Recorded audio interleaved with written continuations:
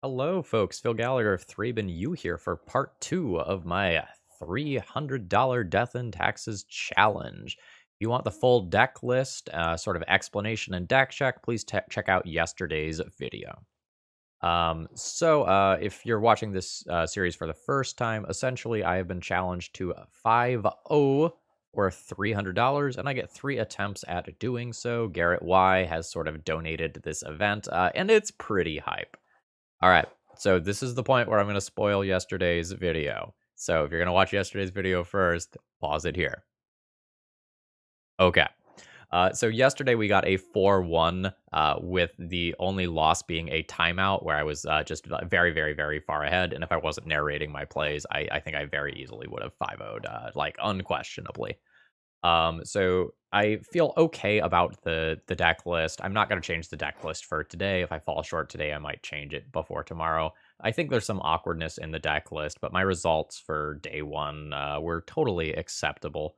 So I think I'm just going to go ahead and hop into the games and see how they go. Very much would appreciate it if you throw me a like before we get started here. And if you are new here, please consider subscribing to the channel. If you're really enjoying the content and you want to do something to financially support me, whether it's joining my Patreon or becoming a YouTube member, all that information is available in the video description.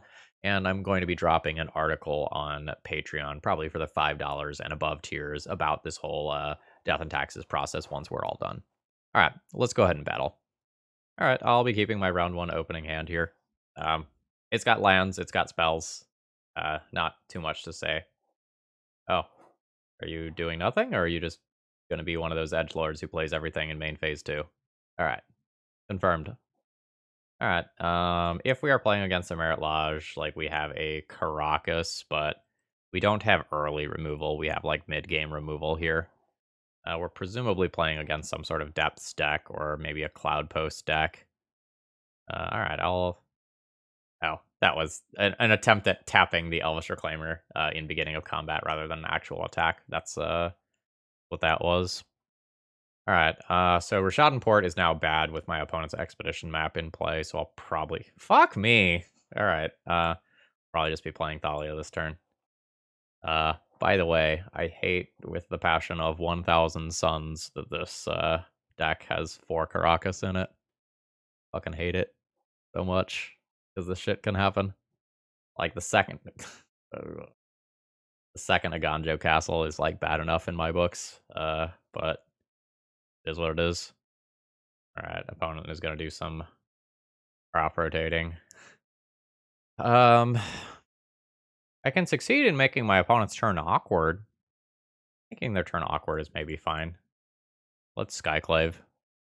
I'm going to target this. Now, I don't necessarily expect this is going to work because my opponent can find Sajiri's Step. But if they're doing that instead of, like, activating Expedition Map or finding Cloud Post or whatever, I am good with this. This leaves me with another onboard body that can become very good with Flicker Wisp. Oh, they're just letting me take it. Hell yeah. I'll attack with my... Aw. Aw. Just generally speaking, Cloud Post is frequently a horrendous matchup for Death and Taxes because they are just going to go over and beyond what you can do as the game drags on. So, like, your Rashadan ports and stuff have some amount of text. But, for example, like, if I try to port down a Cloud Post, my opponent taps Cloud Post, like, maybe sacrifices Caracas or Forest to get another Cloud Post, and they're still just going to have a billion mana on their turn. Life's bad, folks. Life's real bad. I also just, like, potentially end up walking into an Ugin a little bit later on. That's going to give my opponent a couple creatures. I think I have to remove that second Reclaimer here. But, like, this 2, 4, 5, 6, potentially 7 or more mana on their turn. Emphasis on the or more. So there's 6 as is. 7, 8. Oh, nope. Are we crop rotating first? Are you trying to get even more mana? Okay, they're gonna go for an expedition map line. Sure. I've already played a Cloud Post, though, right? Yeah, you've already played a Cloud Post, so you can't make another land drop this turn. Osage you? Trying to get rid of my Caracas? I mean, are you trying to get rid of my Rashad port? This is awkward for me. So I always crash in for 4. I don't know if they're after port or Caracas is kind of one of my current problems. Mana's very awkward. I'll play a recruiter. I need something here. I don't have Peacekeeper in game 1. Is it Stoneforge for Cauldra? Is that what I need? Might be what I need. I don't like this whole Caracas situation that I'm in. My opponent has this Boseiju, so I can't, like, really hold up Rishadan Port. If I hold it up, they just destroy it. And they potentially just destroy it anyway. Let's grab Cauldra. Call it a turn. We'll see which one of these. Okay, they've got a crop rotation, sure. Or Yavimaya. Okay, so they've got Primeval Titan then. I can source the Plowshare as a Primeval Titan, but the damage will probably be done at that point. Because that's just gonna find the Eye of Ugin, which I don't currently have a real answer to. Yeah. And my opponent has Caracas as well. Is this a second Primeval Titan? Alright. That's just double Glimmer Post. Yeah, and this is the sort of reason why, like, matchup's not great. I can Swords one of those, put in a Cauldra, and then I don't really think that matters. My opponent taps 1 Cloud Post to activate Eye of Ugin, and then just, like, has infinite turns as well. Yup. That's no good. Also, like, this is a fair matchup that I'm not really gonna have cards for. Like, I can play a Peacekeeper and, like, I guess a Council Judgment or a Pithing Needle. Pithing Needle, Eye of Ugin is pretty reasonable. But most of this other stuff isn't. I can maybe play Council's Judgments. I have a bunch of mediocre cards. Sanctum Prelate's kind of mediocre in that I probably won't have time to tutor for it. And if I'm trying to hit one of the big payoff cards, like there's both 7 and 8, and Sanctum Prelate on 1 shuts off some cards that can be very important for me in, like, removing a Primeval Titan. I'm probably going to cut that. Thalia's okay on the play, pretty junky on the draw. Fear of the Labyrinth attacks for 3. That's kind of how I value it. Don't really need Jete. Go down 2 Thalia. Other runes is also medium. The pro green matters sometimes, though, for some of my opponent's early creatures. We go down a Timeless Dragon and 1 Solitude? I don't know. Solitude early can be okay. Maybe 1 Thalia. I don't think it matters too much here, if I'm being completely honest. And this is a time that I, like, really, really, really don't want to be playing a Yorion deck. Like, the hands where you often beat this deck involve having multiple pieces of early disruption, like, alongside an Aether Vial. The hand that I'm keeping is not great, but I don't know that I want to go to 5. Like, mulliganing 4 specific cards in a Yorion deck list is not ideal. Whereas I think I would go to 5 if I was playing 60 card taxes. Alright, opponent takes a Cloud Post prior to their draw, and they're just going to go ahead and preemptively name Wasteland. Alright, did not draw Wasteland for the Rubbins. I'll play something that can attack for 3. And I guess in a lot of worlds, I end up recruitering for Peacekeeper. Are we just naming Wasteland again, or are you going to name something like a Stoneforge now, or Rishadenport? Rishadenport, sure. I think I'm going to recruiter for Flicker Wisp immediately. There's also a world where I can just, like, play another Spirit of the Labyrinth and say, like, hey, can you beat this much power? It gets a lot of power. So this puts my opponent to 17. Next turn I attack for 6, bringing my opponent to 11. I'll have my opponent on a 3-turn clock. Yeah. Alright. And on this line, I can just Council's Judgment a Reclaimer out of the way if my opponent plays one. Alright, Glimmer Post complicates the math slightly, but not enough that it matters. Yeah. A lot of Cloud Post. Sure. So there's 6. Bringing opponent to 13.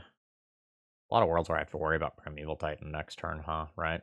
So when it gets like a green source, that's 2, 3, 4. Oh, it's only 5. Maybe I don't have to worry about it next turn. Alright, so I play a Recruiter. I don't have to get like a Solitude here. I can just get like a Flicker Wisp, I guess. Alright, there's the sacrificing of Expedition map. I have my opponent on a 2-turn clock again, but I, again, don't feel like what I'm doing is necessarily fast enough. They're getting a Cloud Post. Alright, there's another green source. Opponent is 1 short of a Primeval Titan, luckily. Oh, there's a port. Yeah. Force of Vigor, exiling double Spirit of the Labyrinth. Hey. Hey. This sort of stuff is the reason why I was very anti-Spirit of the Labyrinth for a long time. Back when Spirit of the Labyrinth first came out, it was just, like, so bad when that creature got removed because it was often growing a Tarmogoyf by 2. Alright. I have lines. I don't like most of my lines. My lines are incredibly slow. Like, I can Pithing Needle... Or, sorry, I can Council's Judgment this, turn on Rashadan port this, then my opponent just cracks Expedition map, finds a Cloud Post, and they end up ahead 1 turn cycle from now. I think I just have to play towards actually killing my opponent, unfortunately. So they just feel like too many of the lines where I go after my opponent's onboard stuff results in me not pressuring them hard enough to win. I think I'm just going to pick up another Flicker Wisp here. Like, I kind of want to pick up a 2-drop for the sake of mana, but multiple Flicker Wisps can get real wild. Alright. Dealing with the Titan. We're dealing with a Titan. Yeah. Not great. My own Pithing Needle would be cool here. My Peacekeeper isn't going to beat that Eye of Ugin right now. The onboard Expedition map doesn't help. I think I more or less always have to remove the Primeval Titan. I more or less always have to do this. I always attack for 4. That's a question of, like, what comes next. I can Flicker Wisp my Flicker Wisp. Flicker Wisp does Cloud Post out of play. Opponent has 1 floating mana. Opponent plays new Cloud Post. 1, 2, 3, 4, 5. Potentially buys me a turn. And I try to reevaluate next turn. Alright, Flicker Wisp. End step. Flicker Wisp, send out a Cloud Post. The temporary measure that I don't like. But if I win, it's because I aggro my opponent down before they do big dumb stuff. And I can try to repeat something similar for the next turn.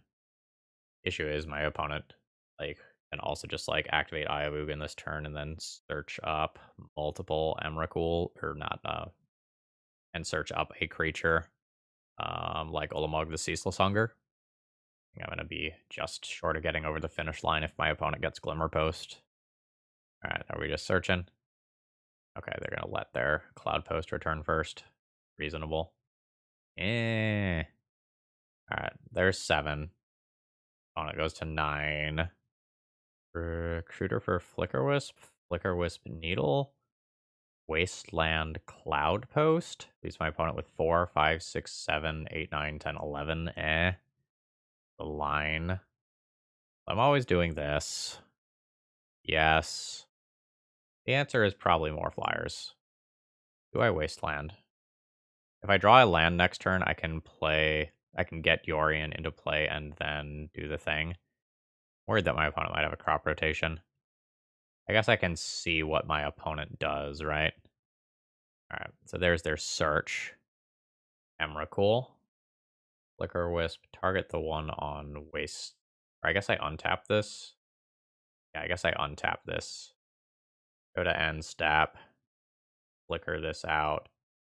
Move the one on Wasteland. I think I go to my opponent's turn, so if this is a crop rotation, they don't have this mana available. Maybe that's wrong for Eye of Ugin based reasons. I don't know. If my opponent taps for Eye of Ugin, I might just win. There's a lot of mana. Emrakul the Promised End. Okay.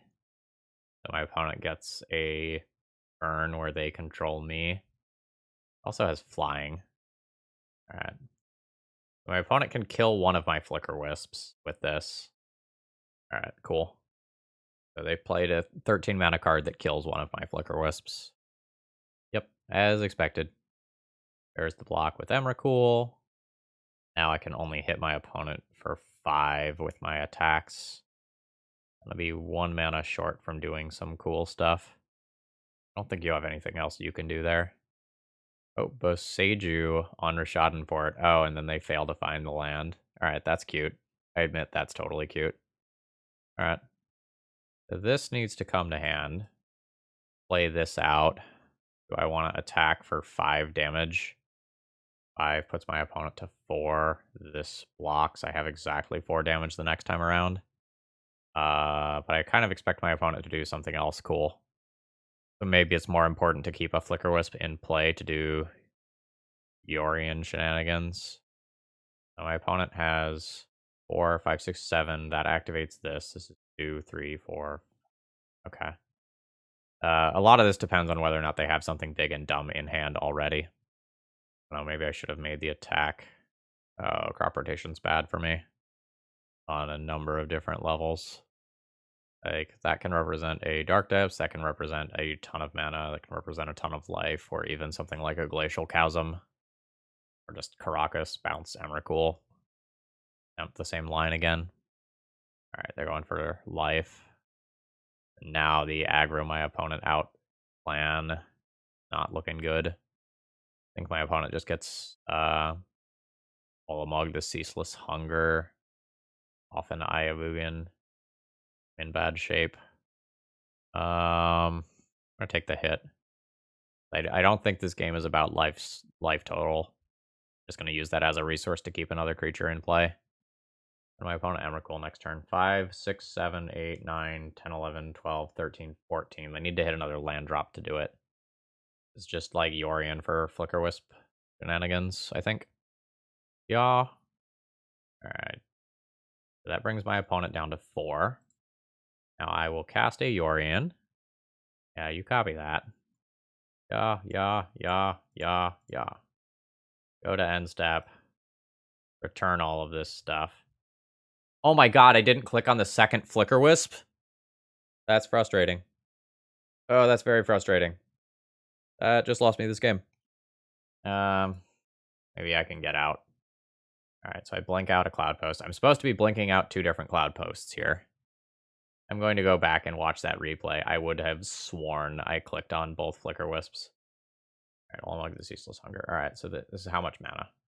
So 5, 6, 7, 8, 9, 10, 11.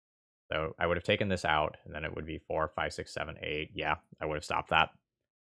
Super frustrating.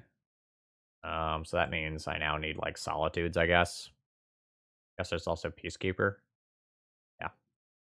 Alright. I'm frustrated. Ramunak Excavator is pretty good. Cloud Post. Ulamog exiles my 2 untapped flyers. I should have 3 untapped flyers. Yep. Now I have to Solitude this.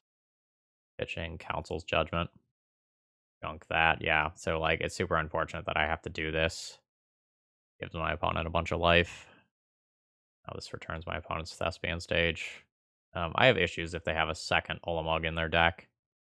You don't fly. You don't have Sneaky Green Reach. Gotta check with those green creatures. They sometimes have a whole lot of text on them. Alright, down to 14. Play Peacekeeper and hopefully slow this game down and get it to the point where I can redeem that one. Alright, Yavimaya is fine. There's an Emrakul. That's not doing a ton right now, oddly. See what my opponent can fish out with this Ayavugan activation. Second Ulamog's bad, or Golos for Caracas is bad. What?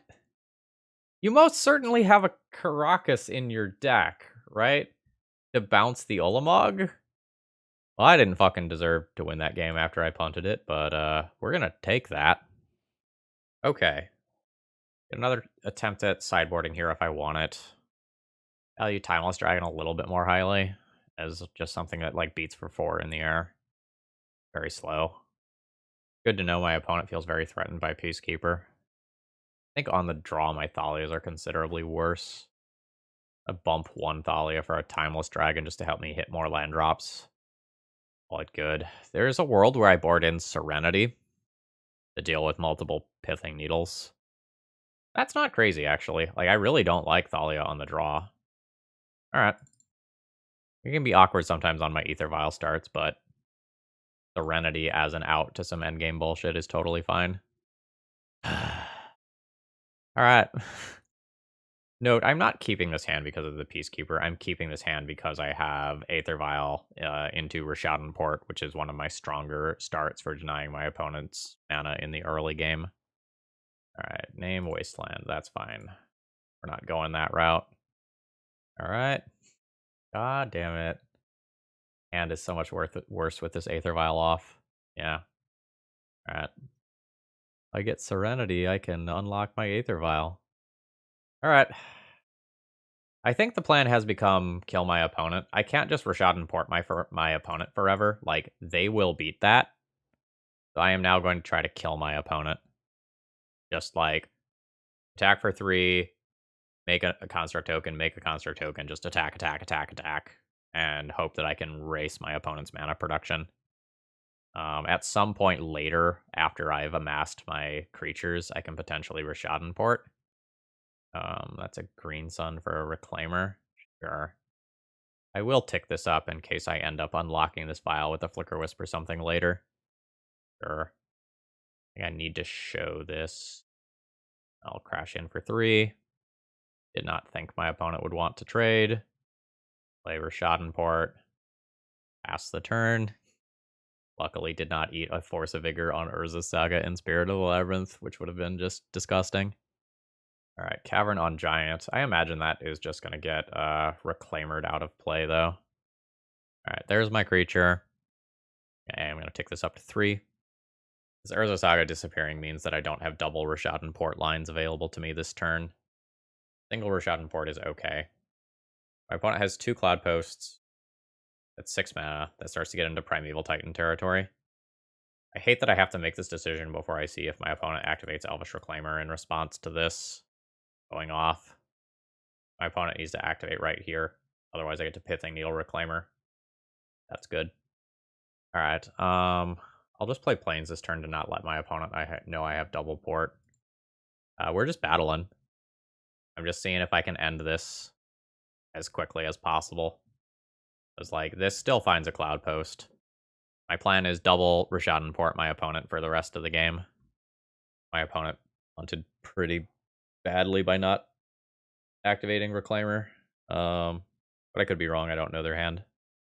They just found a Glimmer Post. Drop rotation, sure. Or another Cloud Post. Alright. Yeah, so my Urza Saga was simultaneously good and awful, because I could have switched to double Rishadan porting if it was any land other than Urza Saga, but now I have given my opponent a window to Titan, which is what's happening. And that means that Eye of Ugin is coming out, and I'm not very good at stopping that right now. Yep. Ugh. Matchup is awful. Don't have enough raw power to just end this game. My opponent's at 19. Lands off. Like, I can double Rishadan Port and try to keep my opponent off of main phase mana, but, like, this is a thing, too. If I play out this Peacekeeper preemptively, I lose. Do my opponent activating Eye of Ugin. Is there a world in which I cannot play this turn? I guess. It doesn't feel good. I can double Rishadan Port my opponent. They attack with a Primeval Titan, they get 2 more lands. I trade for the constructs. Don't think I win if I play Peacekeeper out now. I don't know. Maybe I don't win if my opponent gets 2 more lands into play either, though. Yeah. So my goal here is to keep my opponent off of Cloud Posts, I guess. That's going to be hard. Because, like, the longer this game goes, the more mana sources my opponent is going to find. So I have to keep my opponent off of 10 main phase mana or time my opponent out. My opponent's turns are not going to take a long time. That's also just an Emrakul. At this point, we're just going to say always no to that. Always yield to that. A to prevent that. I fortunately can't double Rishadan Port now. I can only single Rishadan Port, which isn't great. 4, 5, 6, 7, 8, 9, 10 mana exactly. Damn. How long is Ceaseless Hunger? Port this. Double count my mana. 4, 5, 6, 7, 8, 9, 10. Alright, I'm gonna go ahead and throw in the towel there. Like, I can wait on the Peacekeeper for, like, one turn, but I think I kind of just end up in the same spot where I'm just, like, pretty far behind. Can't do any shenanigans with that. Yep. Alright, GG's. This is one of those, like, Prismatic Ending ruins me in a heartbeat hands. A very good hand if I draw any of the remaining, what is it, 33 lands in the deck. Like, I get to Plane Cycle, make my next land drop. I have a very good set of things to go with Ether Vial. I'm not sure if I should actually keep this. I think I have enough mana sources in the deck where I'm pretty likely to hit next turn. I think I'm good with it. Alright, Vial resolved. That's nice. Alright, Prismatic Vista means my Wasteland is not likely doing a ton of work here. Alright, Ending. There's the punish for my keep. We're just going to chill for a little while. That's alright. Alright. I have gas. I'm not too worried. If my opponent is playing a blue-white X control deck that's not like Stoneforge Mystic based, I don't have that many things that are going to go and like really pressure me. JK. Alright, a new vial is nice. A white source means I can answer that mentor. That's not good though. Think I'm just gonna get got here. I'll play out one more turn. But I think I have to answer the mentor this turn. Or I'm just kind of behind forever. Thunder is fine. I'll take 5 here. Okay. I'll concede here. Like, I accepted that risk when I kept the hand. Like, that's totally fine. I think kind of like I did before. I'll board Council's Judgment. Pithing Needle. Probably don't really need Shadow Spear here. Probably don't really need Jitte here, honestly, either. Jitte can be okay versus Mentor, which my other opponents didn't have. I'll bore out Sanctum Prelate. My opponent's likely to have removal at multiple costs, and again, Prismatic Ending makes this card less of a lockout. And then I don't really know about the last card. Board out the Jitte. Not sure how I feel about going from 4 pieces of equipment to 2 in a game that could go very long, though. It might be better to just, like, trim 1 Thalia or something. Hands medium minus. Like, I don't want to have both of these in my opening hand at the same time, really. Like, the Pithing Needle is not something I want in my opening hand. It's something I want to be able to fish out on, like, turn 7 via an Urza Saga. Let's go ahead and play Vial out. Not going to just, like, Pithing Needle a Scalding Tarn or something like that randomly. Okay, not getting Prismatic Ending is cool. There is a question of whether or not I even cast the Stoneforge on my turn. I think if my opponent had Force of Will, like, Aether Vial would have gotten Force of Willed. If they can't Prismatic Ending it away, that makes me more inclined to just cast the Stoneforge Mystic. That's awkward. Alright. There's, I guess, the punish for boarding out the Jitte. I'm gonna search. Oh, I still have Lion Sash. Alright, did not actually miss out on value. I forgot about that. Okay, Brainstorm's fine. I think my play telegraphs to my opponent pretty clearly that, like, I have Kaldra in hand. Okay, sure. Go ahead and tick this up. I mean, I'm still gonna play the Kaldra, right? Still gonna play the Kaldra. Alright, there it goes. And let's see that Swords to Plowshares. Oh, wow. That's unexpected. I think I'd rather just hold up Lion Sash and activate than play out either Pithing Needle or Aether Vial here. Possible Pithing Needling to Fairy preemptively is fine. If my opponent plays Teferi and minuses, I just get to, like, kill that Teferi and still have, like, the better onboard presence, and I think I'm okay with that. Alright, there's another land drop. Okay. Alright, there is the Teferi. That's fine. Alright, yeah, you can minus and bounce that. That's fine. Alright, so tap. Yes. Lion Sash. Lion Sash. Dunk a land. Throw my creature. What's my distribution of my curve here? Um, Pretty similar in the grand scheme of things. I think I'm going to go ahead and tick up. All right. I think I want to put in the Batter Skull this turn still, which means attacking Fairy with Lion Sash rather than just getting as aggressive as I can. If I want to just like play towards killing my opponent, I can attack my opponent for 4 down to 8 this turn, but I think producing the Batter Skull is just better. Lion Sash on to Fairy. Get that kill. I don't think I'm going to blow my Pithing Needle preemptively. Play out the other one of these. Although, arguably, just eating one thing with Lion Sash might be better. A lot of it depends on whether or not I draw something to do with my mana next turn. There is also, like, turning Yori into hand. There's a lot of micro decisions here. I don't think the micro decisions matter too much on this exact board state most of the time. But there's some worlds where my opponent goes like Mentor, White Land, Swords to Plowshares, one of my creatures, and then things get awkward. Okay, there's a land drop. Opponent is potentially just holding up some removal here. There's my Batter Skull. And let's Lion Sash away a land. I guess maybe technically I should Lion Sash away the Teferi. Swords to Plowshares, Lion Sash now. So my opponent is giving me the option to eat more things, gain more life. I don't think I want to do that. Fine. In which case, I probably took this Aether Vial up, going towards Yorion. Alright, Swords of Plowshares is not something that I want to draw right now. I'm going to go ahead and attempt to attack in for 5. I have a Swords to Plowshares for if my opponent randomly flashes in something like a Hull Breacher to block. Ah, that's unfortunate.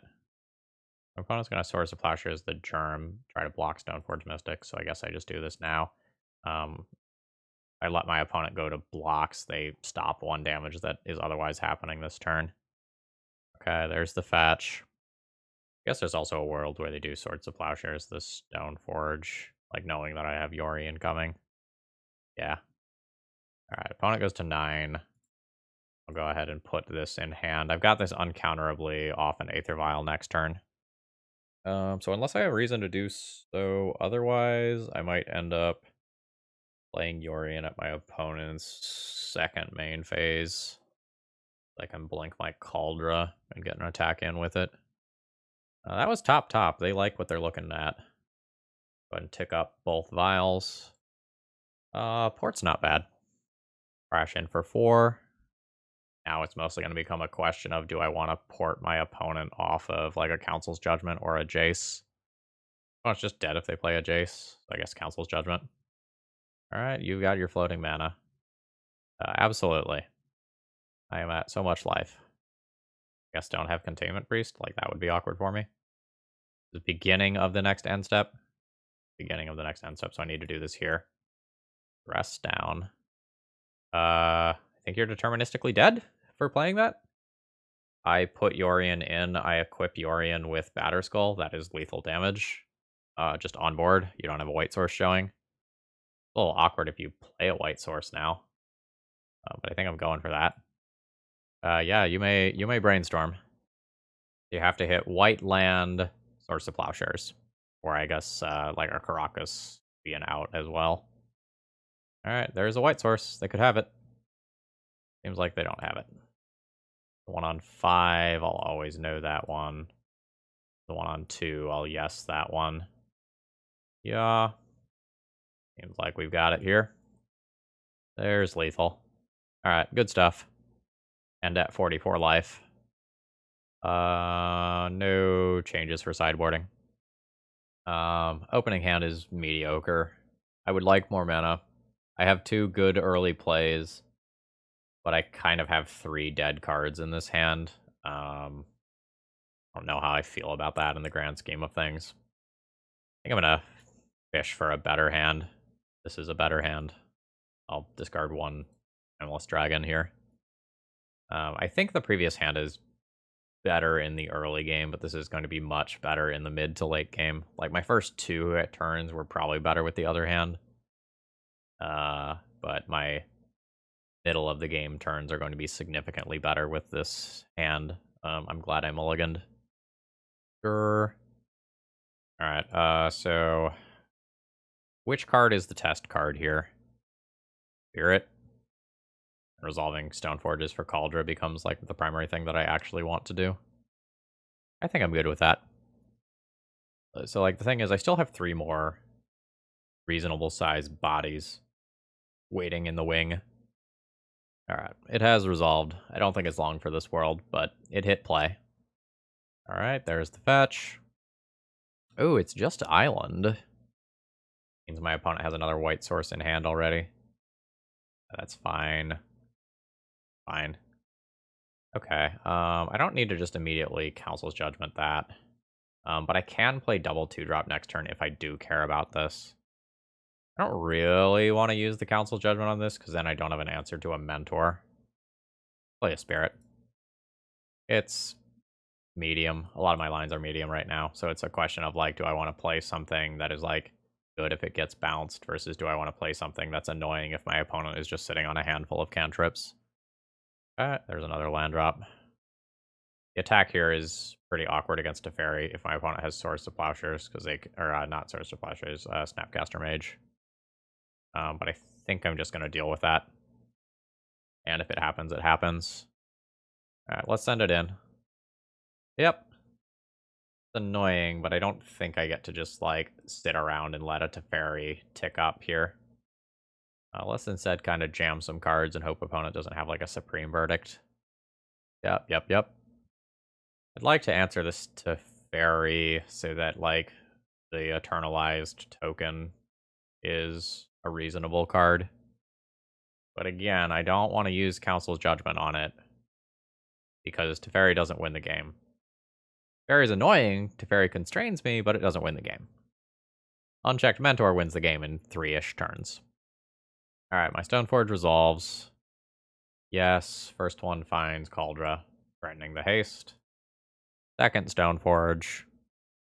Alright, that one gets Force of Willed, which is inconvenient because now the first Stoneforge can just get removed via a single removal spell. I was trying to put my opponent in a situation where they required either double removal spell or something like that to... Alright, there's ending. Yep. Okay. Do I have to begrudgingly Council's Judgment this Teferi now? Because, like, Timeless Dragon is a real part of my plan? I don't really want to. I don't really have anything else going on. Alright. I was trying to avoid this timeline, but I've got a Source of Plowshares now for a Mentor. The old instant speed ponder. No shuffle. Go ahead and pop out that zone. Alright, sure. The red mana has appeared. Narset. Sure. Now I also just have to consider that Echo is a thing that could happen. Which isn't, like, nerve-wracking when I have a Cauldra. Jace. Rough. Jace means that this isn't super viable right now. So let's Recruiter. Yes. What is my plan? Do I want to Skyclave? Skyclave to remove Jace? Probably. Not super excited about it. It's a Source of Plowshares. Unfortunate. I wanted that to be able to protect things like this and this. Considered getting another Mother of Runes with the Recruiter to just, like, end up in a situation where I was just, like, very well protected from removal. Dress Down is a nuisance. Pop that out so I remember it. Falling very far behind here. Alright, sure. Alright, seems like Jace isn't coming out yet. Or maybe. Okay, it is coming out. I'm going to get to attack and kill Narset and attempt to Skyclave Jace. My opponent can find a Force of Will and stop this from mattering. Alright, here's the Love Tap on Narset. Gone. Attempt Skyclave on Jace. I don't feel like this should work based on my opponent's play pattern. Yep, okay, as expected. Pitching the Dress Down that I knew about. I'll play an Aether Vial. I've got this Timeless Dragon in my graveyard, but I can't really do anything with it in the face of Jace. That's unfortunate. I think this is the point where I've lost this game, but I'm not willing to concede. Like, I can draw an Urza Saga that, like, finds me a Pithing Needle uncounterably. That's reasonable. I can top deck an Apparition or a Council's Judgment. Fairy is rough. Now my opponent has, like, multiple ways to deal with this And Eternalize creates a token that's a copy of it, so it's not like the Timeless Dragon just gets like truly bounced back to my hand. Oh wow, that's surprising. Torpor Orb. All right, all right. I mean, I guess I can just draw a land, right? There's creatures entering, right? Creatures entering. Okay. Hate this. Absolutely hate this. Uh, it's like top deck a land, use it to kill Jace. Opponent like can't have a Force of Will or a Force of Negation or white land plus Swords to Plowshares. There's the white land. Okay, sure. That's scary because there's not too many white things my opponent wants to play outside of like a Mentor. Oh, okay, sure. That's just purely a fetch for clearing Brainstorm. No shuffle. I mean, here we go. Okay. Press down, remove haste. All right, I'm gonna go ahead and concede to that. I think. Well, I guess I can still blink it. No, I can't blink it. Right? Because Torpor Orb is gonna shut off that shit. Oh, my opponent just brainstormed. Wow, was not expecting brainstorm there. Mentor. I've got a Swords to Plowshares for that. See how bad this turn ends up being for me. Finding Swords to Plowshares. All right. All right. At the point where this gets removed and my opponent has a Mentor and triple Planeswalker, like I can remove this, but maybe I'm not dead. Maybe I'm not dead. I can like re-equip the Cauldron to shit. This is like a super stupid uphill battle that I'm trying to make for myself here. Sure. All right, we'll yield to this stuff. These prowess tokens are also just like going to kill me. So then my germ token gets swordsed. Oh, sorry, I got prismatic endinged. So then I will play a creature and send this to my hand. So now anytime a creature is left in play, I can attempt 7 mana equip on it. Which isn't fantastic in the face of like prismatic ending Swords to Plow. That's another Swords to Plowshares. So timeout. Timeout is the new win condition. But opponent has triple monk in play. That's not happening. This is one of those like, hey, maybe skip to the beginning of the next round moments. Cause like I'm done here, but I'm still in that awkward situation where there's like a glimmer of hope, a small light at the end of the tunnel. Once my opponent, like, I don't know, like back to basics me or becomes the monarch or some shit on top of this, I'll probably call it. I'm very far behind. Okay, there's a Teferi plus. My opponent was paying blah, blah, blah. My opponent was paying for something large. I don't know what.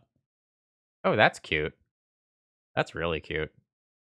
All right, so attempt equip. Maybe this whole timeout thing is a little more likely than I was giving it credit for. You swords me. I bounce Thalia. Another line I can keep in mind is 11 mana to Timeless Dragon and then equip it with Cauldron Complete in the same turn. Yeah, I guess timeout's real here. My opponent should be able to string together just like some cantrip strings that beat me with their 6 minutes that are on clock, but they can lose a lot of time messing around with their planeswalkers, so that's a thing. Sure. I'm going to rehydrate while you do your nonsense, whatever it is you want to do. My opponent has officially failed to find a basic land. So we're reaching that portion of the deck. There's presumably more mentors in there, which is something that I care about. But preordained, sure. Yeah, just take your damage. This hurts. That was top. Yuck. Alright, am I eating any more here, or are we done? That was just a Teferi plus. I'll eat 16. 1, 2, 3, 4, 5, 6, 7, 8. So this probably awkwardly has to look something like this, where I just generate multiple bodies and hold up Caracas.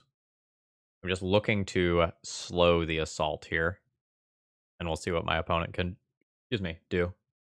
Okay, that's fine. And the festivities, 1 damage to each opponent and each creature they control. All right.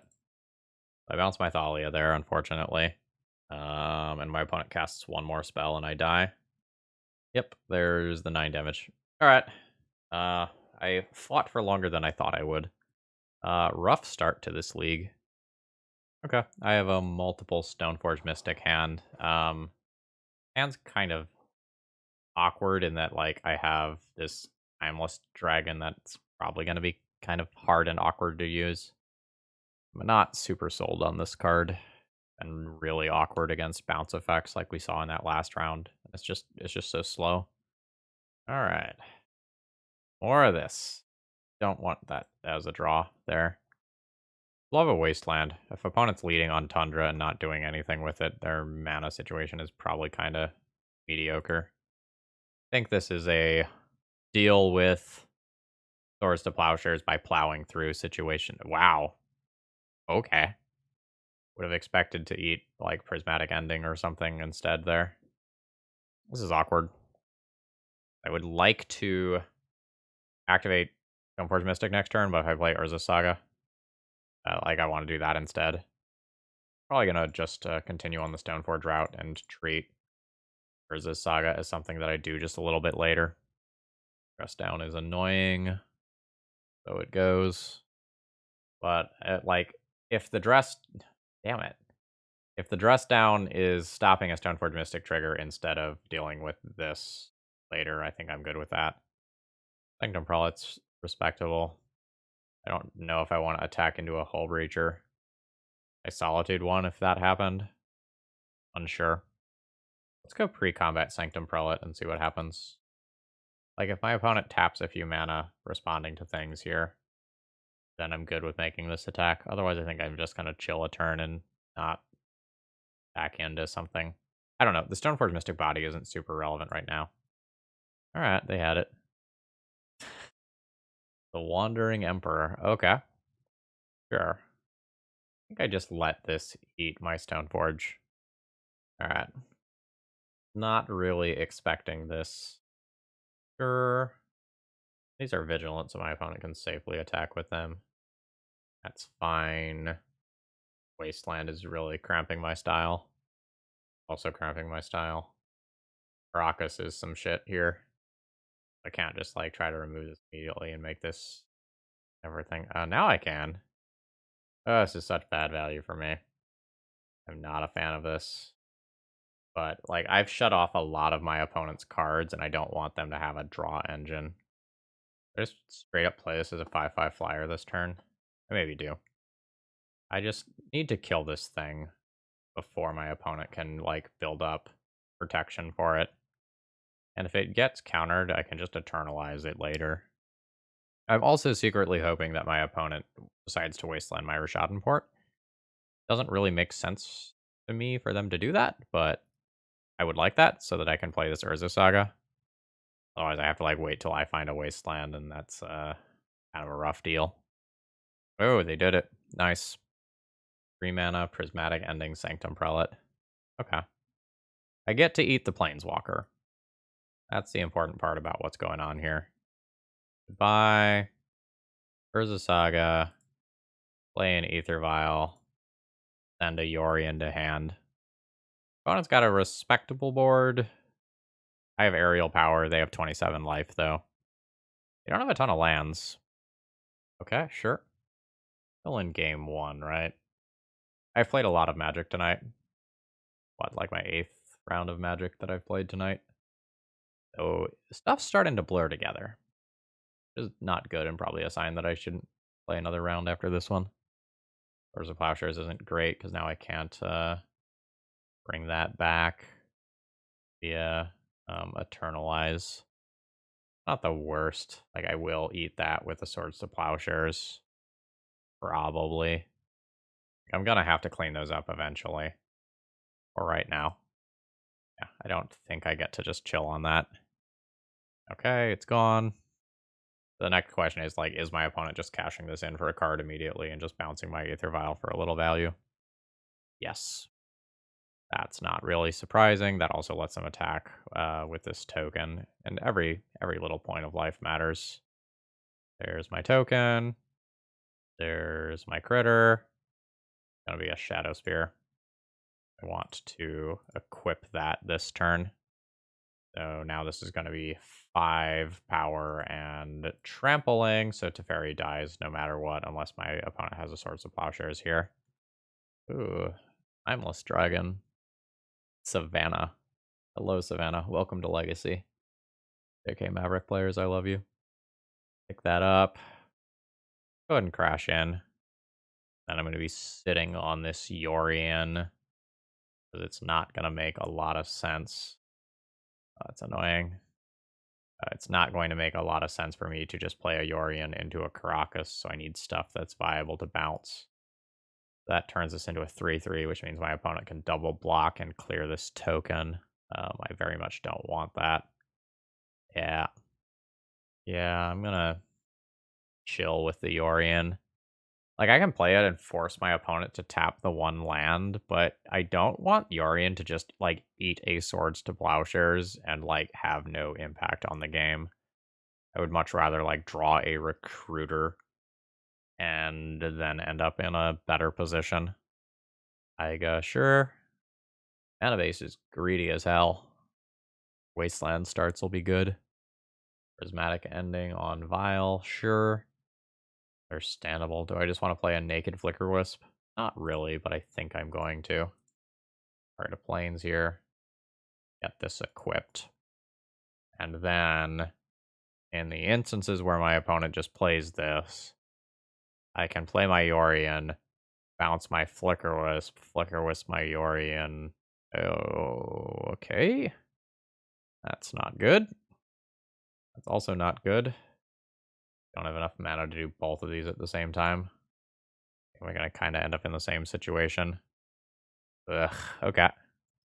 My opponent has won this game 1 now, I think. Just like Jace finding expressive iterations is going to be really hard to deal with. My Yorian is invalidated by Caracas. Sylvan Library, too, from 28 life. Rough. Mystic Sanctuary, put Force of Will on top. Okay. And Eternalize that. Sure. Okay. That's a very good draw. So there's 2 mana.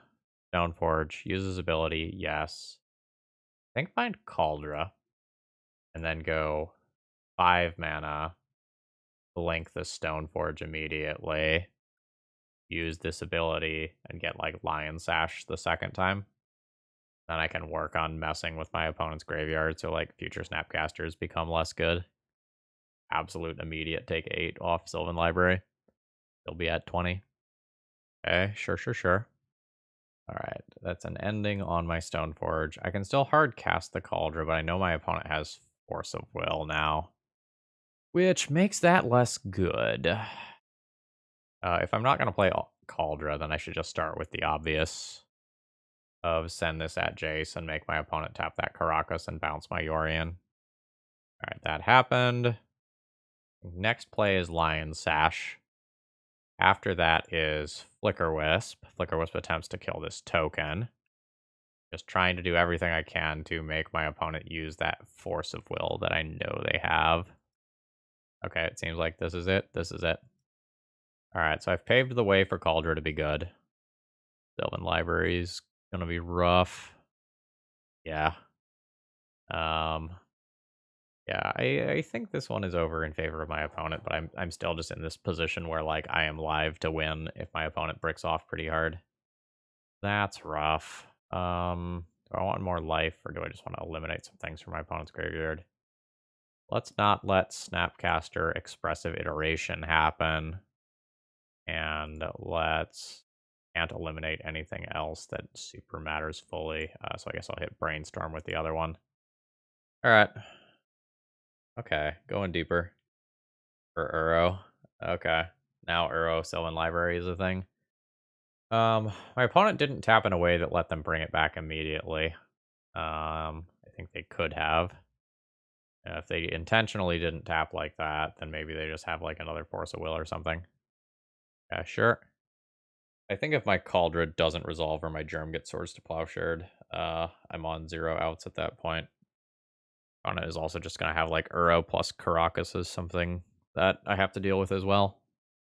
If I was still live for a trophy in this video, I would probably play this game out for the minute number of minutes or seconds that I could take off my opponent's clock in doing so.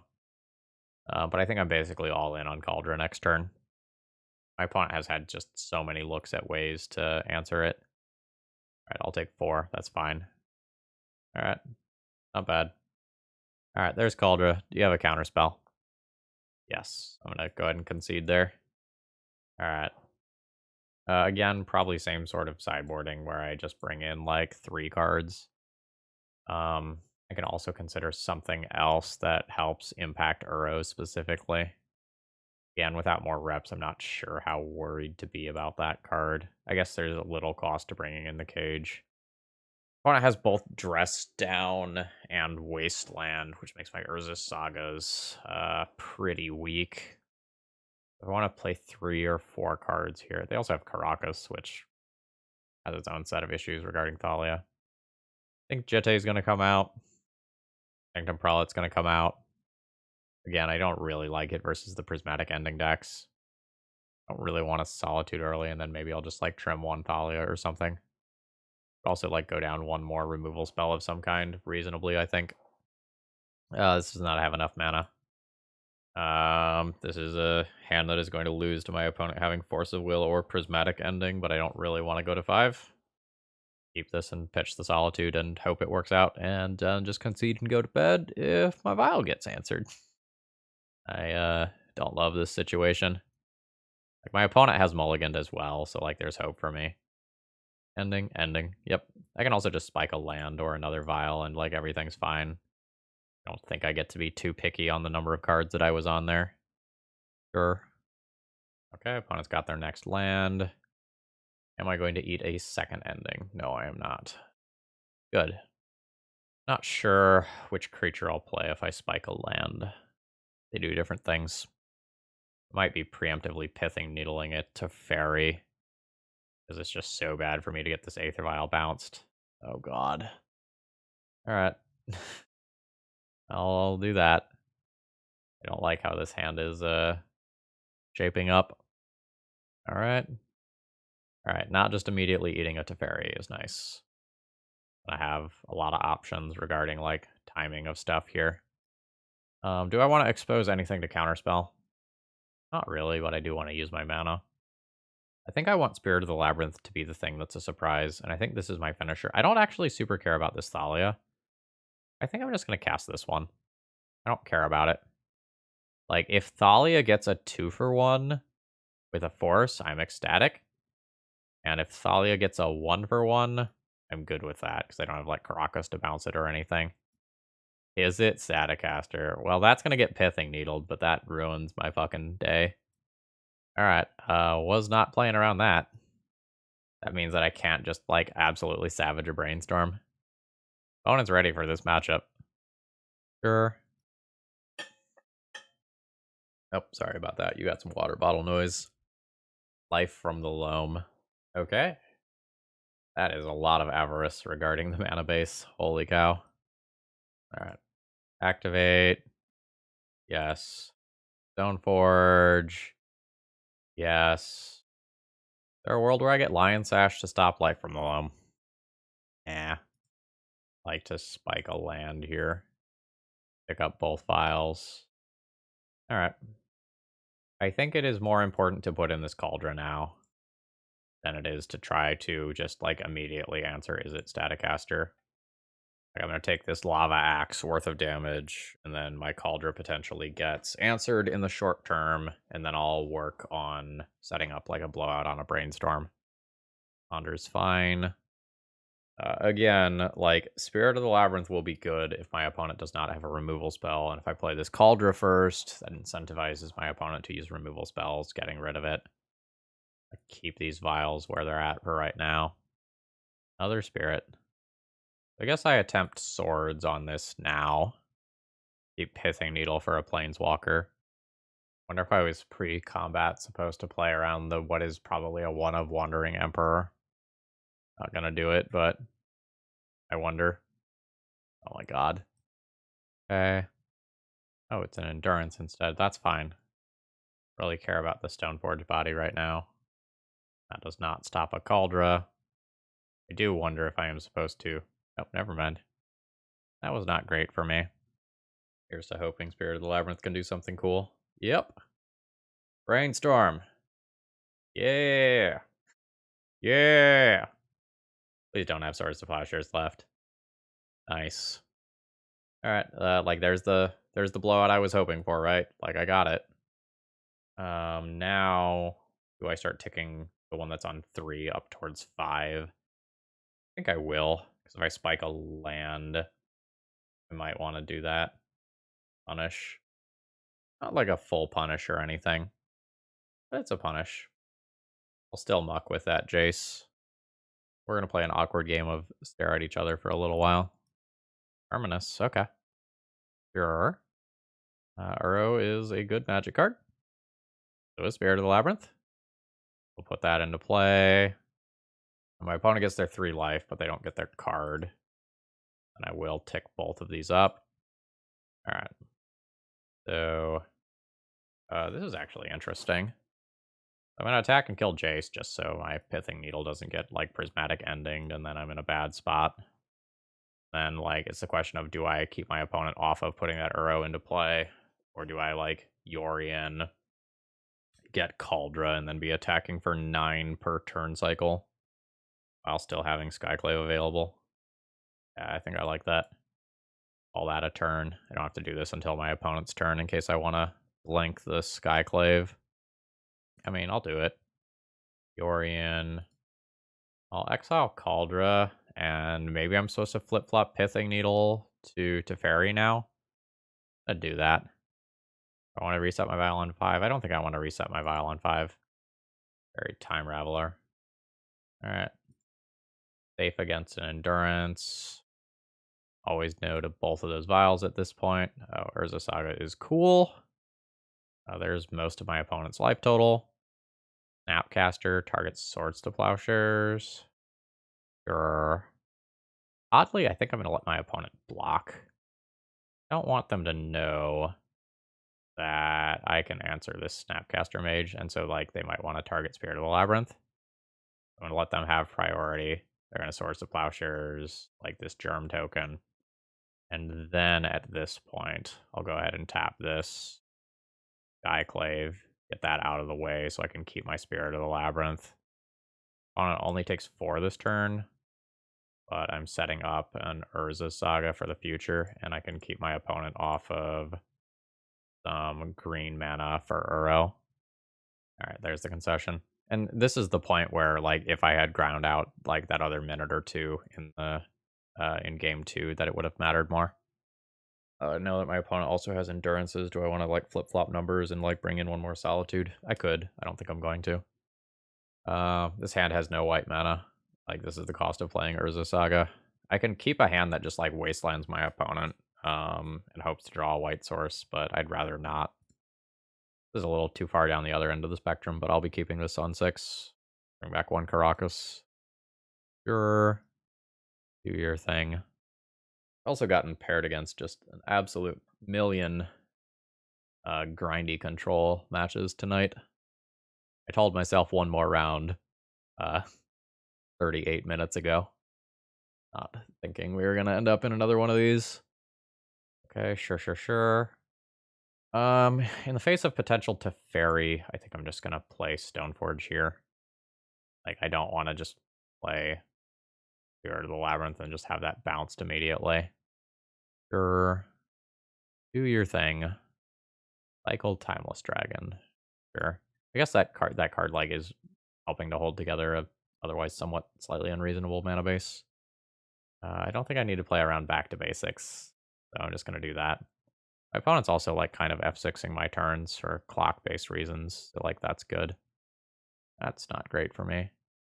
Alright. They're just producing a beater. Do I just Council's Judgment that for clock-based reasons? Yeah, I think I do. I would take a few hits from this in a longer game. But I am essentially right now just trying to play to my opponent timing out. And again, I was in absolute try hard mode. Like, I should have ground out those 2 minutes from my opponent in, what was that, game one or whatever. I am tired. All right. Sure. What are we looking at? Prismatic ending. Got it. So I'm very low on gas here. I just want to Flicker Wisp. Yeah, I'll Naked Flicker Wisp here. Blink one of my lands out and port my opponent. I actually have to think about their mana. White, white, green, green, red, red, blue, blue, blue, blue, blue. In which case, just tapping down Arrakis so that if I draw a legendary creature, I can play that safely is perhaps optimal. Brainstorm's fine. Uro's fine. Like, that's not a win condition while I have Caracas. Opponent has to find a wasteland in order for that to be a win condition. I'll crack in for 3, and then I'll go ahead and attack my opponent's green mana just so they can't flash it back or escape it for a card. I am also just like threatening 7 power in the air. Like, that's a thing as well. Can't get like necessarily too saucy because like I do have things like Terminus to worry about, and my opponent is brainstorming here. So like if they don't fetch, maybe I don't play out Yorion. Yeah. Good with not playing out Yorion and just bashing in for 3. Just further constricting my opponent's mana. For shot and port, activations are also like super awkward when my opponent is low on clock. 6 Sanctuary for aggressive iteration. Sure. So I can now attack their red mana to keep them off of expressive iteration, and this also simultaneously keeps them off of green green for Uro. Oh, cool. Don't mind that at all. Dorrance is green green. They can't currently cast it. I'm just going to go ahead and attack with Flicker Wisp as a starting point. Dash in for 3. Swords of Plowshares is fine. I think I'm just going to mess with my opponent's mana here. I think I care about the Caracas the most right now. Because then, like, my Yorion can become a real threat. And I'm just going to continue to port them. Like, the clock is my win condition, as boring as that is. Yeah. Ponder's fine. Basically, every card that's going to take my opponent 10 seconds to cast is positive EV for me. Not sure at what point I cast Naked Yorion, but it's not yet. Nice. Absolutely just cast that here. Address down. Address down. Okay. Like, I'm fine with that. I'll just do Yorion shenanigans another turn.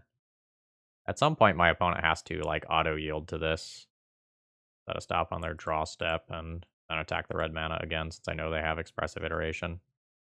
So, like, the next question is, like, do I want to attack into Snapcaster Mage / that wandering thingy? I guess I don't have to think about it.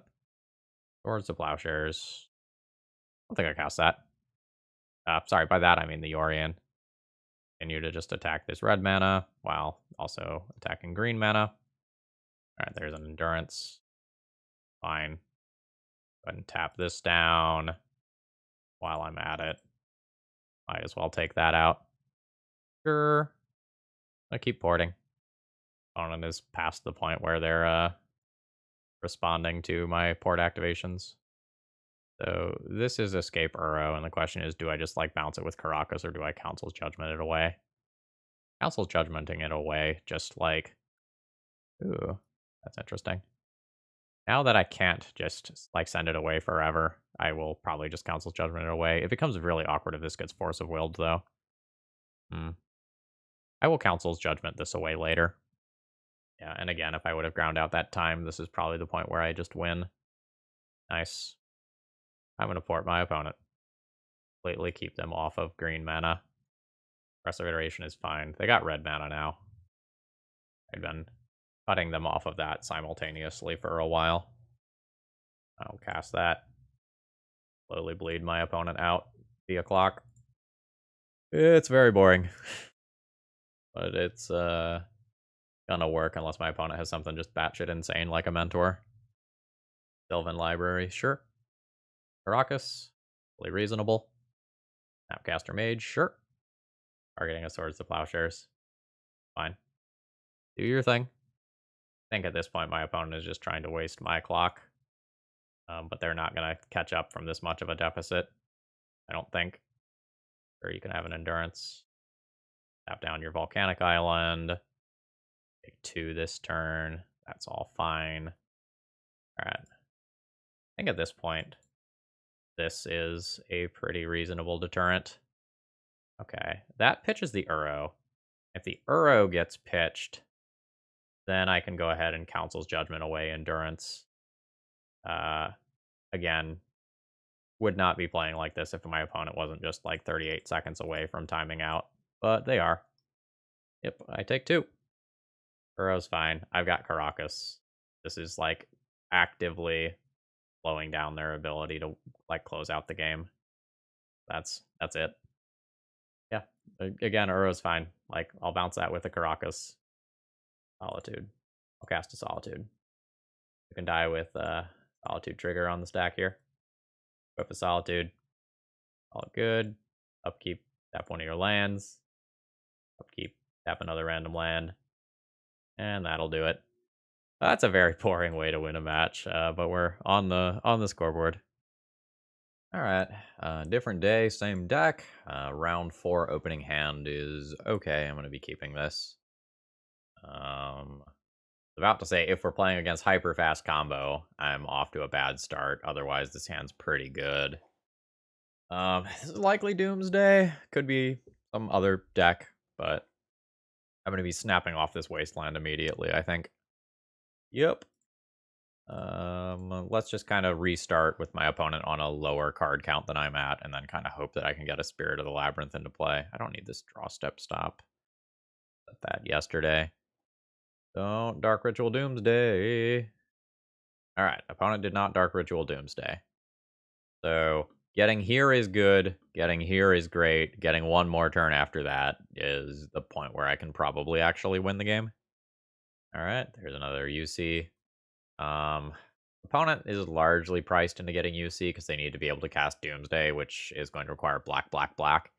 So especially if they don't have a Dark Ritual or Cabal Ritual, they just like have to do that. All right, am I getting Thoughtseized? I'm getting Thoughtseized and losing Spirit of the Labyrinth. Is borderline a Time Walk. This is not what I'm looking to be doing with my turns. My hand's very, very bad. I essentially have 3 dead cards. The Recruiter becomes live if I draw a land, but Mother of Runes attacking for 1 is not going to get me anywhere in this matchup. That's no shuffle. Okay. So we are just going to lose this one to double Thoughtseize in all likelihood. We're now up to 4 dead cards in hand for the matchup. That's top with that, which is horrific for me. Yeah, this is not what I want. I'll hit for 1. Bring my opponent to 13. Play out a Stoneforge Mystic. I will pick up Cauldra. The opponent fetches to 12. And then I guess has to win on the same turn. Oh, Volcanic Island. Oh, so we are playing against an actual Storm deck, not Doomsday? Okay, so we're like playing against Ant instead. Sure.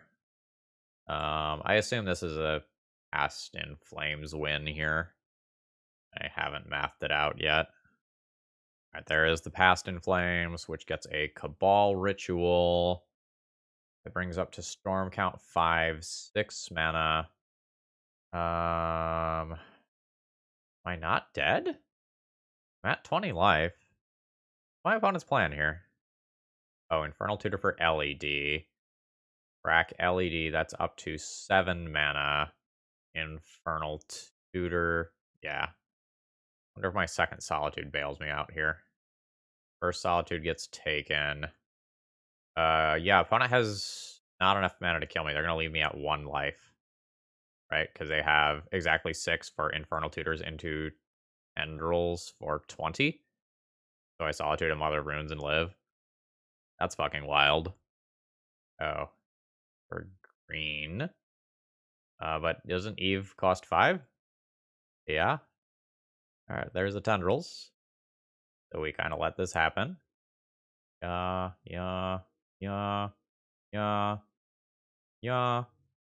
Solitude. I'll evoke a Swords of Plowshares here. one other. This is one other, so I can't target itself. So I'll just grab a Mother of Runes there. Go up to 3, stay alive at 1 life. Alright. Activate this, put in this, crash in for 5. Now, at 9 mana, my opponent can kill me with Past in Flames into Tendrils. I have a pretty respectable clock, though. Yeah, sure. So I'll go ahead and attack for 6. Opponent to 20. Stoneforge or Recruiter for Lion Sash. Eat Past in Flames and Tendrils. I guess Sanctum Prelate on 4 also accomplishes the same thing. Go ahead and Recruiter. Yes. And I'll grab the Lion Sash. Preordain away. My opponent happens to be playing a version of the deck that has like Burning Wish. Things get a little awkward. Wish Claw Talisman. Like randomly lose to like a Grape Shot or something. I let that get around the table.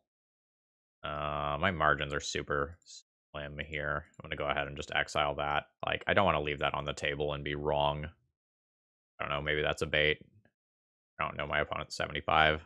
Like, Ant is very not popular right now. So I don't know like what exactly I need to be playing around. Ball Ritual, Past in Flames. You have 2 mana. Oh shit, that's into Cabal Ritual for Tendrils. Damn, maybe I should have just eaten that Tendrils. Yeah, but it's like super embarrassing if they just have a Grape Shot, right? Cabal Ritual, the only draw that kills me there? Probably. Okay. So this version does not have Deafening Silences. Supposed to play Leyline versus this version. Leyline's so mediocre. But, like, half of my deck is absolute shit here. Right? Like, Solitude's unplayable, basically. Swords of Plowshare's unplayable. Jitte unplayable. Timeless Dragon basically also unplayable. Shadow Spear unplayable. Yeah, so that's like theoretically 12 cards I want to cut. That probably means I'm bringing in ley lines. Wow. I have to keep some of this. Good Council's Judgment for artifact mana and Wishclaw Talismans that are played out. That's so mediocre. Swords go out first. Then probably the bad pieces of equipment. I'll just assume Timeless Dragon stays in. I cut the Solitudes. My opponent should be green mana before, so like there is also Eve to worry about. I mean, I keep a single Solitude. Like answering 1 Eve isn't really going to do anything, right? Like my opponent's going to flood the board. Let's try this. I might get rid of the Council's Judgment on the draw. That's just exceptionally slow. I mean, I've got Athalia, which probably means I'm keeping. The hand itself is not innately that good, because I expect to just, like, eat a piece of Disruption on this Thalia, and then be kind of far behind. Alright, I will play this out without protection here. Sure. Alright, it has resolved. I can hold up protection for it later. It doesn't need like a Fatal Push or something right now. I don't know what their sideboards are currently configured to be like, because the deck is so rare. So like I don't know if I need to randomly be watching out for some Dread of Night effects or anything like that. Okay. Yeah, I guess that was a reason to play a Ganjo out. Sure. Okay, opponent's just going now. I might be able to disrupt with Surgical, but Surgical is pretty mediocre. Alright, opponent is just emptying. That probably beats me. Especially with a blank draw there. Alright, so I'll play a Skyclave. Note, I can't target Goblin tokens with this. So I think I'm just dead. I'm going to get hit for 9, then 8, then 7. Jitte's boarded out, which isn't great in this spot. Yeah. Alright. I can pretend like I can beat this. I take out 2 more. Take 6 this turn. I guess I can like draw a Batter Skull and still be live. The Surgical is not really going to be super castable. I think I do just have to throw Flicker Wisp in front of the bus here. I don't think I get to play towards like Yori and Blink stuff. Take 6, then 5. Yeah, I have to draw live again next turn. I guess this is a thing. Okay. The port, this is 3 to activate. This is 3 to activate. I'll tap down the black source for tutors. Sure. There's the swing. And make my block. Ganjo a goblin. I stay alive, but I need a lifelink card here, or I die. Okay. I mean, that is what it is. I potentially lost this one for not playing a Ganjo on turn 2 to play around Massacre, but I wanted to hold this for as long as possible in case it became relevant for taking out, like, an Eve token. So, like, that is what it is. GG. This matchup doesn't feel particularly good with this version of the deck without, like, Deafening Silences in the sideboard, because, like, in game 1 situations, it's often, like, Vine Thalia or Bust. And here, like, I need to find my Thalias, and I don't have, like, Aethersworn Canonist or anything to back that up as well, and I've diluted it with a larger card pool. Like, you can argue that Recruiter kind of helps with that, in that, like, you have more effective copies of that card, but, like, the speed matters.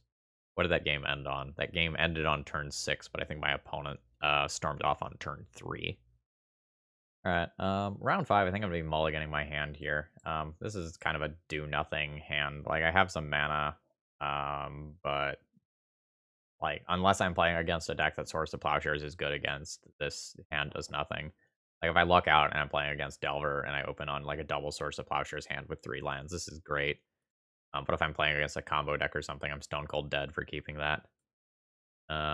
Here's a punish for playing a bunch of colorless lands in my deck. This also has to be a mulligan. This is a do-nothing hand on 5, which at this point I probably have to keep. Not super happy with this. I guess Solitude goes back, and I think I'm just going to keep a Jitte so I have a turn 2 play. I'm not super happy with this. Okay. Once Upon a Time could be a number of things. Could be elves, could be post, could be a Maverick deck, could be an Eldrazi deck, Eye of Ugin. Alright. So I would like to Wasteland. I'd like to get a better land than Bojuka Bog if possible, so I'm not just going to fire off my Wasteland immediately here. See if I can hit like a Cloud Post or something. Oh, wow. Opponent has a 1-lander. Given that information, I'm now keen to Wasteland Bojuka Bog and just keep my opponent from activating that expedition map, and that can give me time to, like, get a Skyclave and, like, eat that expedition map or something like that. Okay, that's unfortunate. That draw means that my Spirit of the Labyrinth is not going to be the aggro follow-up that I wanted it to be. Oh man, 2 lands in a row on top. So Elvish Reclaimer is on, and Expedition Map is on now. I would be happy enough trading Spirit for Elvish Reclaimer here. I don't think my opponent's going to let me do that trade because it's going to be a 3-4 soon. But I'm going to try to get my damage in. I'm behind on cards. Like, my opponent's behind on land drops, but they'll catch up in terms of mana production pretty quickly. I'm going to go ahead and Recruiter here. Yes. And probably just find a Skyclave. I want to take this out and open up the way for my Jitte to be good. This finds a Cloud Post. Oh, it found a Yava Maya. Interesting. Okay, so that's going to turn the Eye of Ugin into a mana-producing land. 2 mana, are we just cracking map? Casting a Green Sun. That gets another one of those. So my opponent has 2 different 1/2s. So this probably becomes a Jitte attack turn, right? Use the Jitte counters to kill one of these while they're still 1/2s, and then use Skyclave Apparition to answer the other. That sounds reasonable. I'll show the Rishadan port here, in case I draw a Wasteland next turn.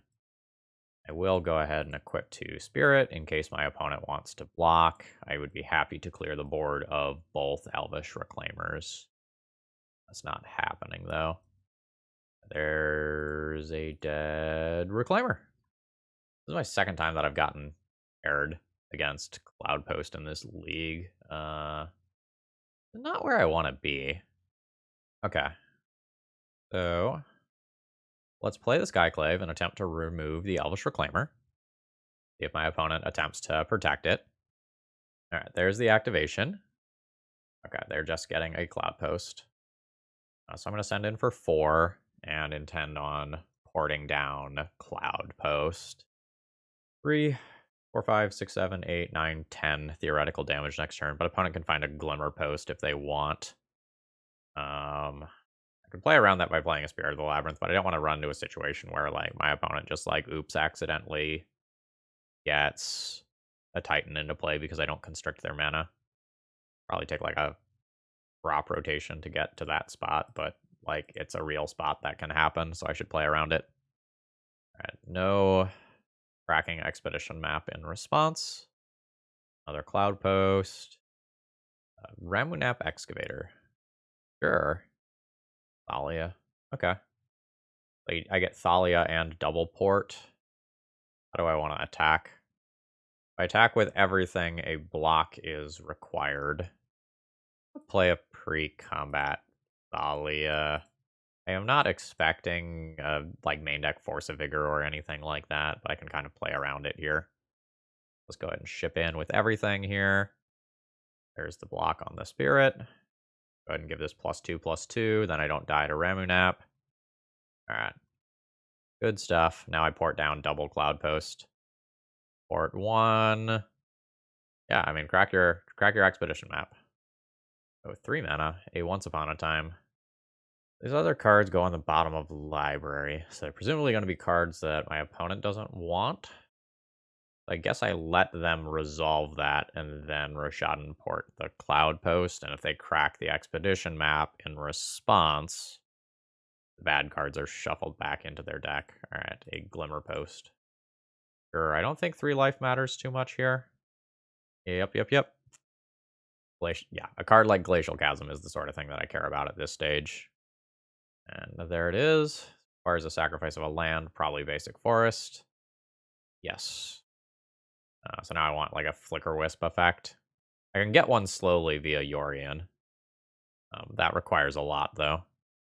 Green Sun for X equals 2. Or Green Sun for X equals 1. Thalia cost, sure. That gets a 3/4. Alright, this is annoying. Get rid of that next turn. What is the wording of Glacial Chasm? Prevent all damage dealt to you. Can I afford to put Yorion in hand in only single port? I think I need to work towards finishing this game. Because otherwise, like, my opponent is going to Elvish Reclaimer their way towards Ayavugan activations. 2, 4, 5, 6. You can essentially do an Ayavugan activation on their turn. Unless I do something to disrupt their mana. In their upkeep, they tap these 2 lands and activate this. 6 mana that doesn't activate that in upkeep. Okay. So I will go ahead and send the Yorion to hand and pass the turn. I'll let the Glacial Chasm trigger resolve, and then I'll go ahead and tap down a Cloud Post. The Glimmer Posts allow them to keep up the Glacial Chasm for a few more turns. I'm starting to have to worry about like Primeval Titans hitting play, which is something that I'm not really gonna beat. Yeah. Rough. Like this can just be double Glimmer Post. There's actually a lot of combinations of what this could be.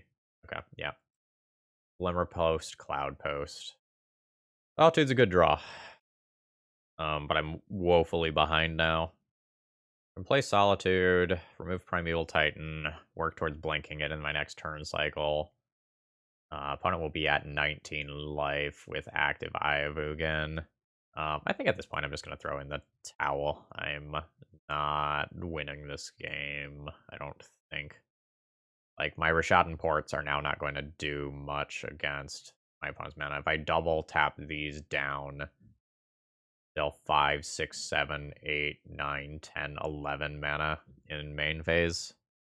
That still casts an Olamog. An opponent can get Karakas to recycle it. Yeah, I think I'm comfortable conceding there. That game has slipped away. And sort of like I said before, I have minimal things to sideboard for this matchup. Um, Peacekeeper is so awkward. Could consider like this stuff for Green Sun. An awkward fight though when I am playing the Ether Vial deck to play this. It's really awkward. I can put it on 1 to stop some of my opponent's tutors, but then it shuts off my source of plowshares, which are important for getting the reclaimers out of the way. Probably cut that. Jitte and Shadow Spear are both kind of mediocre. Like, once I'm more than about 4 turns into the game, a Jitte isn't going to remove a reclaimer anymore. Probably cut that. Thalias get outclassed very quickly, but are maybe defensible on the play. Yeah, I don't know. Not thrilled to be playing this matchup. Again. Maybe go Shadow Spear out and Brim a Thalia. Like, the Yorian, like, just configuration has diluted my deck here, so that, like, the few cards that I care about I'm less likely to draw. Thalia is mediocre in the matchup.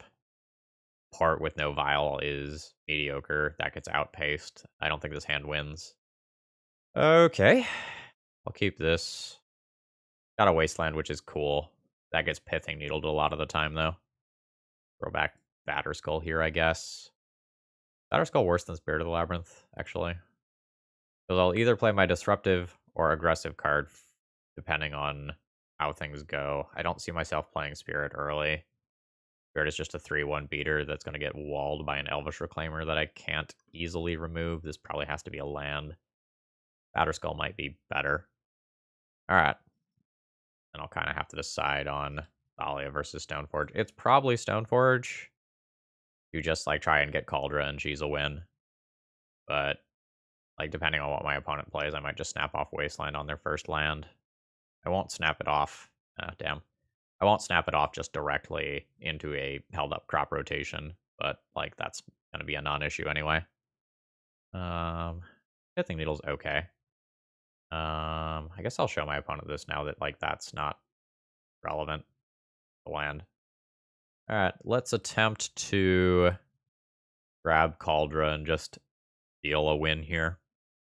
And Pithing Needle and early Elvish Reclaimer if I have to, otherwise I want this needle to go on Eye of Ugin. Alright, there is the early Reclaimer. Becomes a land drop. I hate that I have a second one of these here, so I can't continue to make land drops. Activate this. There's Kaldra.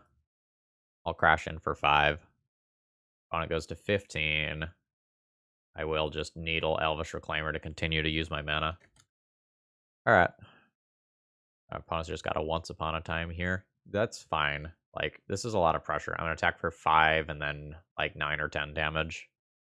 Opponent's got an Ulamog in hand. My Thalia is now significantly less good. Port's great. Now I'll just plan on porting plus Batterskull. Happy enough with that. Okay, that's fine. Gonna go ahead and let that damage go through. Not gonna get cute with a Ganjo or anything. Then we'll port my opponent's Caracas down on their end step. Ooh, crop rotation. JK. We'll port down this Cloud Post.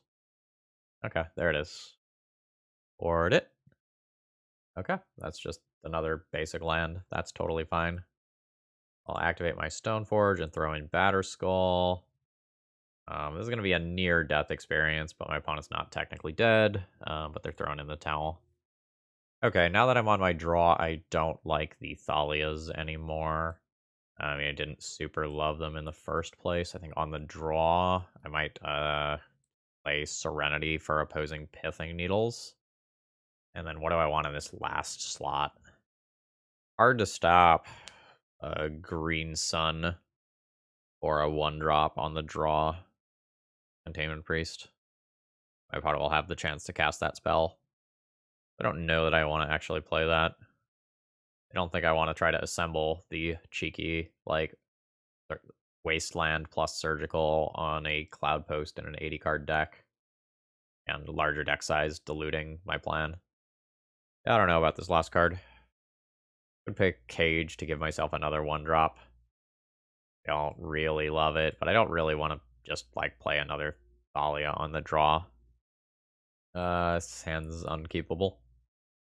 I have, like, redundant Caracas, so, like, I've already mulliganed once, and I have just nothing going on that beats my opponent.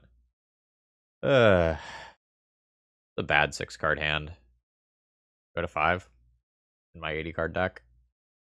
I'm okay if my opponent is on, like, an Elvish Reclaimer or permanent heavy draw. And very far behind if my opponent just, like, naturally has Cloud Posts and stuff.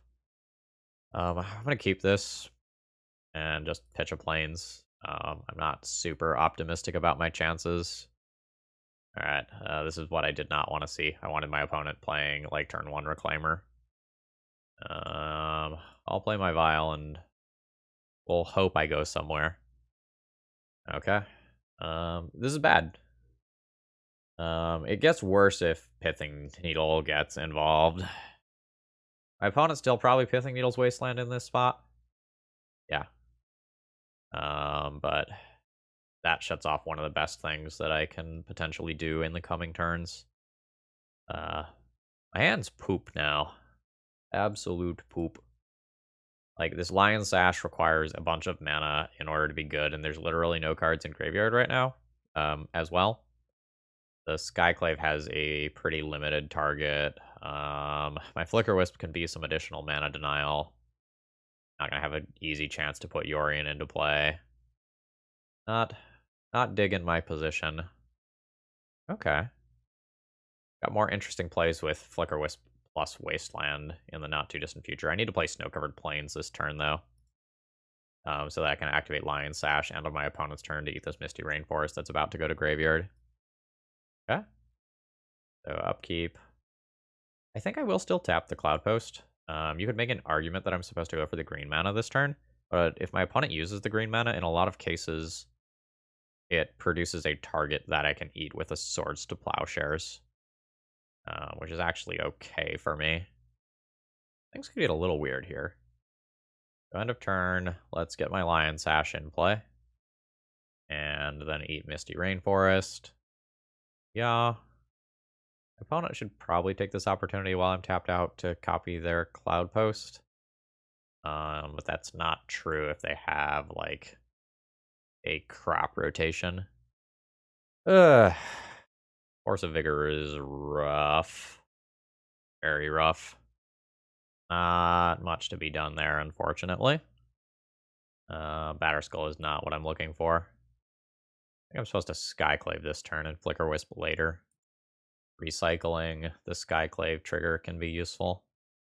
Yeah. Alright, eat that. Go Wasteland the Thespian Stage 1. Because of a potential second Ramunap Excavator. I don't want my opponent to be able to just, like, immediately play a creature that allows them to get back a true Cloud Post. Oh, am I going to see that exact spot? I'm going to see that exact spot. Well, assuming they have another one, they might not. They're just getting a Reclaimer Tabernacle. That is quite annoying for me. I guess I'll pay for this. Alright. I'll Plane Cycle this. Pick up a land. Play a land. Or the Plowshares that, so my opponent can't activate it. That activation is better than them, like, having to pay 1 for their creature. Okay, Once Upon a Time is fine. Finding a Thespian Stage. Okay. Annoying. Will pay. Recruiter's pretty mediocre. Guess I can find a Stoneforge. I don't want to put more bodies in play because of, like, this. So I think I will probably be... Okay, you're just going to copy now. That's fine. One's at 18. So this is 2, 4, 5, 6 mana. That's Primeval Titan levels of mana, but they don't have green. Not in a situation where Peacekeeper is good yet. I need to kill my opponent. I also need to constrict their mana, but I don't have a good enough clock in play where, like, that can be my primary plan yet, I don't think. I could try to keep them off of main phase green. Maybe I keep them off of main phase green. My situation is very bad. Okay, I'm gonna Recruiter for Stoneforge, find Cauldra. and to try to go that route. 7 mana, Green Sun for X's 6. Daggers. That finds Primeval Titan. I can Recruiter the Guard for Solitude to answer that, but that's not going to answer the Eye of Ugin that my opponent is about to get. Yeah. One of Pithing Needle I can draw. Draw the Pithing Needle. I can play Pithing Needle. Play Recruiter. Recruiter, Solitude. Solitude, Pitch, Flicker Wisp, kill Primeval Titan to shut off Eye of Ugin. I think that's the line that I'm playing towards. I'm just going to let this go. But playing towards the one of when I have like 66 cards remaining in deck doesn't feel good. Alright, that's kind of a Pithing Needle. I'll play that. Go 3 mana, 4 Recruiter of the Guard. Grab a Solitude. Evoke that. Pitching Flicker Wisp. Junk Primeval Titan. And I'll tap down a Cloud Post. Shit, I should have waited till after the Illusion Token trigger. Full disclosure, I've totally given up on this game. This one's lost. I also just think my opponent's going to activate an Eye of Ugin in the upkeep anyway. Yep. An Olamog the Ceaseless Hunger. That's 4, 8, 9, 10. I just lose Urza Saga and Rishadan this turn. Yeah. Alright. Let's call it. My opponent has Karakas to bounce that as well. That is a 1-4 league, which is horrendous. Overall thoughts on the deck list? Not good. So this time around, I felt like the Yorion portion of the deck was just awful. I felt like in the Cloud Post matchups that I played against, I had essentially 8 cards that mattered, 4 Rishadan Ports, 4 Wastelands, and I had diluted my deck so that I drew them less frequently, and it became harder to assemble the ideal draws that had things like Aether Vial plus Port plus Wasteland, because my deck size is larger. And in the combo matchups, specifically like the Storm matchup, I felt like I didn't have a ton of good cards. Like, the sideboard is entirely for combo, but if it's not graveyard based, like heavily graveyard based combo, like my sideboard kind of does nothing. So like that felt bad. Like, it was kind of like, I guess I begrudgingly bring these in because cards like this are just so bad. This was a league where I very much felt like Solitude was bad. Like, it's a card that I definitely tutored up and that like I maybe want access to. But there were so many times where like I just like had these opening hands with Solitude in matchups where my opponent wasn't playing early creatures, and it just like felt like I had mulliganed further. I also ran into legendary land and disappearing land problems a lot. Like the 4x Caracas, like legend rule thing came up multiple times. Double Aganjo came up multiple times. Disappearing Urza Saga came up multiple times. Yeah. And like Timeless Dragon. When you have things like Timeless Dragon and Solitude that like really don't do things in the early game, and you also have cards like these that aren't going to make any early game impact, and a lot of your other things also start taking like actions on turn 3 or later. I don't know. I just felt like the deck was super clunky this time around. Like I guess like I got harder matches this time around. I'm not going to claim that I played optimally. Like I think it was round 3 I played when I was a little tired. I made some mistakes there. And in the Ant matchup, I played around like a potential Burning Wish option or a potential like main deck Grape Shot instead of just eating the tendrils. Like that was potentially wrong. And I got punished for that. But I still don't know that I win that match in 3 games because like I have very few cards that actually matter in a larger deck size. Yeah, I'm gonna have to give some thought as to like whether or not I want to play this exact deck list again. Like, I did not feel like I was playing a good deck in this league because of the pairings that I got. When I'm playing like those long control matchups, or when I'm playing against Delver, I really like this deck list. But when I'm playing against Combo and Cloud Post, this felt just significantly worse than 60 card taxes. Anyway, throw me your thoughts in your comments about the deck list. Would love to hear them, and come back for the final version of this tomorrow, where I see if I can walk away with $300 for grabbing a 5-0 trophy. See ya.